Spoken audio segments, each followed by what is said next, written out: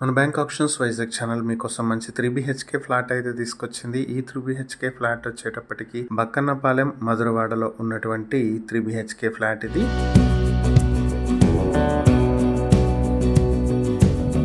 (1330 square ఫీట్లో ఉంటుంది. Undivided share 35 square yards వస్తుంది. Flat facing వచ్చి వెస్ట్ ఫేసింగ్ లో ఉంటుంది.